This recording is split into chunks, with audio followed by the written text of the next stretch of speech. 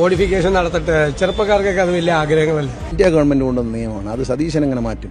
Modification ഒക്കെ എങ്ങനെ ചെയ്യാമെന്ന് വളരെ ലിബറലായിട്ട് ഞാൻ പറഞ്ഞു കൊടുത്തിട്ടുണ്ട്. പക്ഷേ ഈ വലിയ ഒച്ചത്തിലുണ്ടാക്കുന്ന വണ്ടി, ബൈക്കിന്റെ സൗണ്ടൊക്കെ അതൊന്നും ജനം കോടതി അനുവദിക്കത്തില്ല.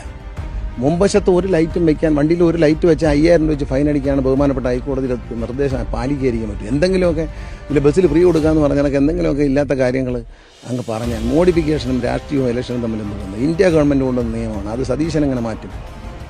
ഇന്ത്യ ഗവൺമെന്റ് വെച്ചേക്കുന്ന മോട്ടോർ വാഹന നിയമം ഇന്ത്യ ഗവൺമെന്റിനാണ്. അതിൽ മോഡിഫിക്കേഷൻ ഹെഡ്ലൈറ്റ് മുമ്പിൽ ഒരു ലൈറ്റും വയ്ക്കാൻ പാടില്ലെന്ന് ബഹുമാനപ്പെട്ട ഹൈക്കോടതിയുടെ ശക്തമായ വിധിയുണ്ട്. ഒരാഴ്ചയിൽ 2 ആഴ്ച മുമ്പ് ഗവൺമെന്റ് ലീഡറെ വിളിച്ചിട്ട് അത് വിലയിരുത്തുന്നുണ്ട് കോടതി. അങ്ങനെയൊക്കെ ചെയ്യുന്ന കർശനമായ നിലപാടെടുക്കുമ്പോൾ നമ്മൾ കോടതിയെ മറികടന്നുകൊണ്ടൊക്കെ പ്രകടനപത്രിക ഇറക്കാൻ പറ്റും. തികഞ്ഞ ആത്മവിശ്വാസം തന്നെയാണ്. ഞാൻ ഈ ഓൾട്ടറേഷനൊന്നും എതിരൊന്നുമല്ല. നാച്ചുറലി വണ്ടിക്ക് മാറ്റം വരാത്ത ഏത് ഓൾട്ടറേഷൻ അനുവദിച്ചോളാം ഞാൻ നേരത്തെ പറഞ്ഞിട്ടുണ്ട്. അതായത് ഇപ്പോൾ വണ്ടിക്കൊരു ഡിസൈനുണ്ട്.